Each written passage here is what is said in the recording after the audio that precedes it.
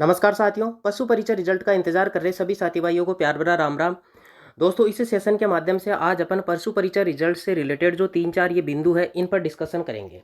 ये जो 4 पॉइंट्स है इन पॉइंट्स पर डिस्कशन करेंगे। तो पहला पॉइंट है आपका कि जो आपका रिजल्ट है वह कब तक जारी किया जा सकता है। सेकंड पॉइंट है जिसमें नॉर्मलाइजेशन का कितना प्रभाव आपके रिजल्ट पर पड़ने वाला है, कौन सी शिफ्ट सबसे ज़्यादा प्रभावित होगी मार्क्स को लेकर कि कितने मार्क्स का वेरिएशन हो सकता है, इस पे इन बिंदु पे चर्चा करेंगे। थर्ड पॉइंट है, थर्ड पॉइंट में अपन चर्चा कर रहे हैं कि भाई फाइनल सिलेक्शन के लिए जो शेप रैंक है वो 1 गुना की शेप रैंक क्या हो सकती है। और फोर्थ पॉइंट है कि 2 गुना की अनुमानित कट ऑफ क्या रह सकती है, कि भाई एक बार डिस्कस कर लेते हैं। वैसे तो फाइनल रिजल्ट आपका आने वाला ही है, जो 2 गुना के लिए शॉर्टलिस्ट कैंडिडेट किए जाएंगे वो रिजल्ट आने वाला है। तो अब जो रिजल्ट आएगा उसमें आपको कट ऑफ मार्क्स देखने को नहीं मिलेगी, क्योंकि अब रैंक बताई जाएगी। लेकिन आपको एक आइडिया लग जाएगा कि मेरा इस 2 गुना की लिस्ट में नाम रोल नंबर आएगा या नहीं आएगा मेरा रोल नंबर। तो इन्हीं तमाम बिंदुओं पर अपन इस सेशन के माध्यम से चर्चा करेंगे। तो फ्रेंड्स, सबसे पहले बात करते हैं कि भाई जो आपका रिजल्ट वह कब तक जारी हो सकता है। तो जो रिजल्ट की डेट है वह क्या रह सकती है। तो रिजल्ट की डेट चेयरमैन साहब ने आपको ट्वीट करके बता दी है। पहले उन्होंने तारीख जो बताई थी वह बताई थी 31 मार्च, या तो 31 मार्च को आएगा या फिर 2 या 3 अप्रैल को बताया था उन्होंने। लेकिन आज जो ट्वीट करा है उन्होंने उसमें बताया कि भाई या तो आ जाएगा आपका 28 मार्च को, और 28 मार्च को अगर किसी कारणवश नहीं आ पाता है तो फिर 31 मार्च को। लेकिन जहाँ तक फ्रेंड्स मुझे लगता है या तो आपका रिजल्ट 28 मार्च को ही आ जाएगा, 28 मार्च के फुल चांसेज है आने के। लेकिन अगर किसी कारणवश 28 मार्च को रिजल्ट नहीं आ पाता है तो फिर 31 मार्च का चांसेज कम है। क्योंकि 31 मार्च का चांसेज इसलिए कम है कि 31 मार्च को गवर्नमेंट हॉलीडे है, ईद का त्यौहार होने की वजह से गवर्नमेंट हॉलीडे है राजस्थान सरकार में, और ये सेंट्रल हॉलीडे है। तो 31 मार्च को ऑफिस रहेगा क्लोज। तो चांसेज है फिर आपके 1 अप्रैल या 2 अप्रैल को पशु परिचर का रिजल्ट जारी किया जा सकता है। लेकिन जब भी रिजल्ट आएगा, रिजल्ट का टाइमिंग जहाँ तक मुझे लगता है, क्योंकि रिजल्ट बोर्ड ने ज़्यादातर जो सभी इस साल रिजल्ट जारी किए हुए शाम को 6 बजे से 7 बजे के मध्य जारी किए गए हैं। तो शाम को 6 से 7 बजे के मध्य ही रिजल्ट जारी किया जाएगा। फ्रेंड्स, रिजल्ट जारी करने की प्रक्रिया का क्या रहती है उस पर भी अपन एक शॉर्ट चर्चा कर लेते हैं। जब आपका प्रॉपर पूरा रिजल्ट तैयार कर लिया जाता है तो फिर बोर्ड की एक मीटिंग आयोजित होती है। बोर्ड की एक मीटिंग आयोजित कर ली जाती है और मीटिंग के अंदर डिसीजन लिया जाता है कि जो आपका रिजल्ट तैयार किया गया है वह पूरा प्रॉपरली तैयार है, नियमों के अनुसार है और इसमें कोई त्रुटि नहीं है, सभी त्रुटियां दुरुस्त कर ली गई है और फाइनल पब्लिश करने के लिए रेडी है। तभी उसके बाद फिर निर्णय करने के बाद ये साइट पर अपलोड कर दिया जाता है। साइट पर अपलोड इसीलिए ये प्रक्रिया पूरी होने के बाद, क्योंकि 6 बजे ऑफिस क्लोज होता है, 6 बजे के बाद ही फिर ये पब्लिश किया जाता है। तो 6 से 7 बजे के बीच में आने का यही कारण इसमें रहा है अब तक। लगभग रिजल्ट इसी टाइमिंग के दौरान आए हैं। अब फ्रेंड्स, जो बात करते हैं अपन सेकंड बिंदु की, सेकंड बिंदु में अपन को डिस्कस कर रहा है कि भाई जो नॉर्मलाइजेशन है वो कितना, उसका कितना प्रभाव आपके रिजल्ट पर पड़ सकता है और कितने नंबर का इंक्रीज या डिक्रीज देखने को मिल सकता है, कौन सी शिफ्ट सबसे ज़्यादा हार्ड थी। तो फ्रेंड्स, बात करते हैं कि भाई आपका जो एग्ज़ाम हुआ है वो टोटल 6 शिफ्ट में एग्ज़ाम हुआ था।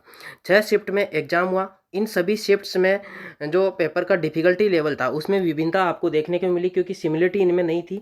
कुछ पेपर थोड़े डिफ़िकल्ट थे तो कुछ पेपर थोड़े इजी थे, और इसी डिफ़िकल्टी लेवल को देखते हुए बोर्ड नॉर्मलाइजेशन करता है। और नॉर्मलाइजेशन में एक फार्मूला यूज किया जाता है बोर्ड की तरफ से।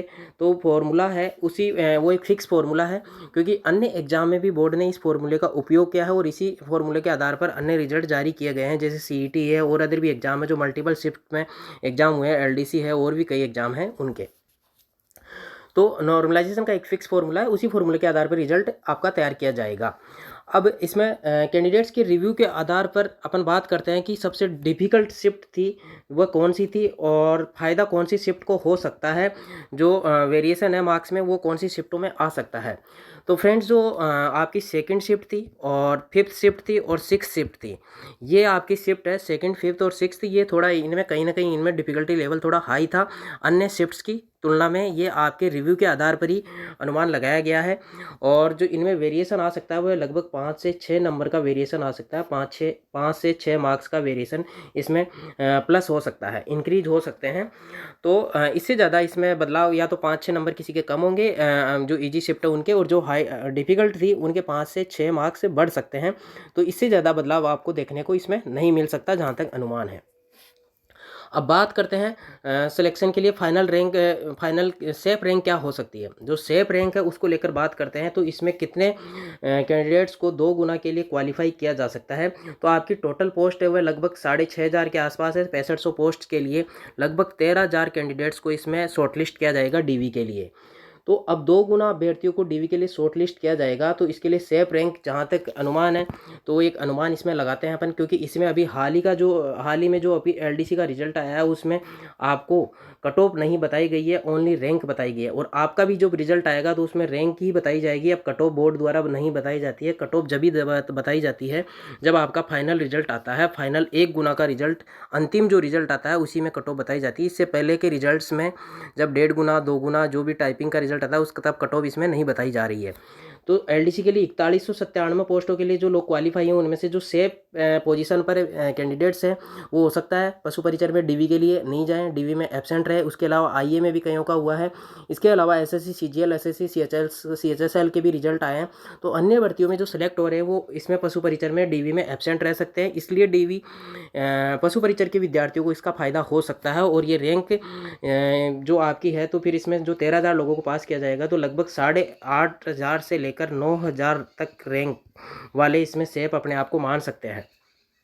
क्योंकि जो 6500 सेलेक्ट होंगे वहाँ से बीच में ये 2 से 2,500 लोग इसमें गायब हो सकते हैं।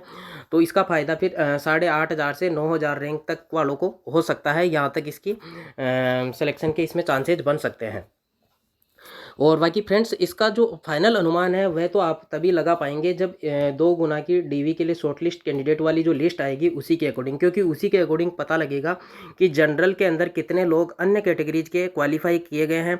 ओबीसी जैसे ओबीसी की है, एससी एसटी है, और अन्य कैटेगरीज के लोग जनरल में कितने क्वालिफाई हुए हैं। और बाकी जो महिलाएँ हैं वो महिलाएँ अन्य कैटेगरीज की जनरल में क्वालिफाई कर रही है। और हॉरिजॉन्टल रिजर्वेशन जिन्हें प्राप्त करना था, दिव्यांग वगैरह, एक्स सर्विसमैन वगैरह जो भी हॉरिजॉन्टल रिजर्वेशन का फ़ायदा उठा सकते थे, वो इसमें जनरल कैटेगरीज में कितने क्वालिफाई कर पा रहे हैं। तो इन्हीं सब फैक्टर्स पर डिपेंड करेगी आपकी सेफ रैंक। तो इसलिए सटीक अनुमान तो आपका रिजल्ट आने के बाद ही लगा पाएंगे। तो आप चैनल को सब्सक्राइब कर ले। जो सेफ रैंक है उसका आपका रिजल्ट आने के बाद ही सेफ रैंक आपको इस चैनल पर बता दी जाएगी। तो चैनल को सब्सक्राइब जरूर कर ले। और डिस्क्रिप्शन के अंदर टेलीग्राम का चैनल का लिंक दिया हुआ है, तो आप उसे ज्वाइन जरूर कर ले, जिससे आपको इससे संबंधित अन्य अपडेट्स भी टाइम टू टाइम मिलती रहेगी। अब बात कर लेते हैं फ्रेंड्स जो आपकी वैसे तो रिजल्ट आने वाला है, लेकिन फिर भी बात कर लेते हैं कि भी जो 2 गुना की कट ऑफ कितनी रह सकती है, क्योंकि बोर्ड द्वारा कट ऑफ नहीं बताई जाएगी। इस रेंज में अगर आपके मार्क्स आ रहे हैं तो आपका 2 गुना लिस्ट में आपका रोल नंबर देखने को मिल सकता है।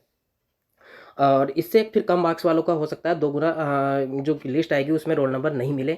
तो जो मार्क्स है वो जनरल के लिए जो मेरा अनुमानित कट ऑफ है, मेरा जो अनुमान है उसके अकॉर्डिंग जनरल की जो कट ऑफ है वह 114 से लेके 118 मार्क्स के मध्य रह सकती है। ओबीसी के लिए जो कट ऑफ है वह रह सकती है 110 से 112 मार्क्स। ये 2 गुना की कट ऑफ मैं बता रहा हूँ। ईडब्ल्यूएस के लिए लगभग 108 से लेके 110 मार्क्स रह सकती है। एमबीसी के लिए 105 मार्क्स रह सकती है। एसटी के लिए 95, एससी के लिए 100 मार्क्स।